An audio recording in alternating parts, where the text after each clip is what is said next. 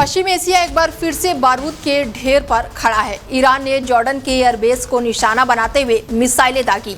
ये वही एयरबेस है जहां पर अमेरिकी लड़ाकू विमान तैनात है। जॉर्डन की सेना का दावा है कि 5 मिसाइलों को हवा में ही मार गिराया गया है। अमेरिकी सेंट्रल कमांडर के मुताबिक अमेरिकी वायुसेना और नौसेना ने ईरान के air defence system, radar sites और ग्राउंड कंट्रोल स्टेशनों पर बड़े एयर स्ट्राइक किए।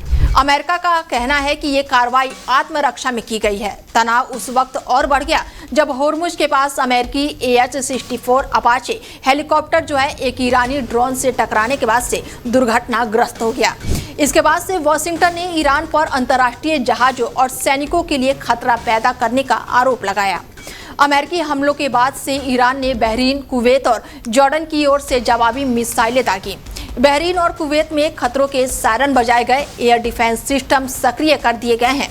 पूरा खाड़ी क्षेत्र हाई अलर्ट मोड पर है और इस टकराव का असर सिर्फ सैन्य मोर्चे तक सीमित नहीं है। होर्मुज जलडमरू मध्य दुनिया के सबसे अहम तेल मार्गों में से एक है और अब खतरे में ये भी है जहां से दुनिया का सबसे बड़ा कच्चा तेल का हिस्सा यहीं से गुजरता है। बढ़ते तनाव के चलते ऊर्जा कीमतों में उछाल आया है और कई देशों में महंगाई बढ़ने लगी है। उधर ईरान और इजराइल के बीच पहले से ही तनाव जारी है। लेबनान में हिजबुल्ला और इजराइल की झड़पें भी रुकने का नाम नहीं ले रही हैं। ऐसे में पश्चिम एशिया में बहुस्तरीय संघर्ष का खतरा मंडरा रहा है। हालांकि अमेरिका के राष्ट्रपति ने दावा किया है कि ईरान के साथ समझौते की कोशिश लगातार जारी है, लेकिन शर्तों को लेकर दोनों देशों के बीच टकराव बना हुआ है। अमेरिका चाहता है कि ईरान अपने संबंधित यूरेनियम भंडार को खत्म करे, जबकि ईरान पहले प्रतिबंध हटाने और जमे हुए फंड जारी करने का मांग कर रहा है। लगातार सैन्य कार्रवाई के बीच कूटनीति कमजोर पड़ती दिख रही है।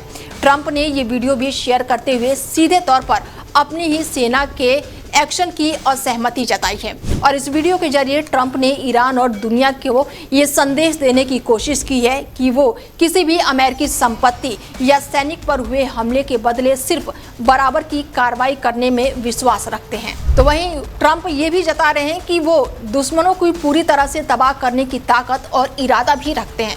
सवाल यही है, क्या हालात काबू में आएंगे या पश्चिम एशिया एक बड़े युद्ध की ओर बढ़ रहा है?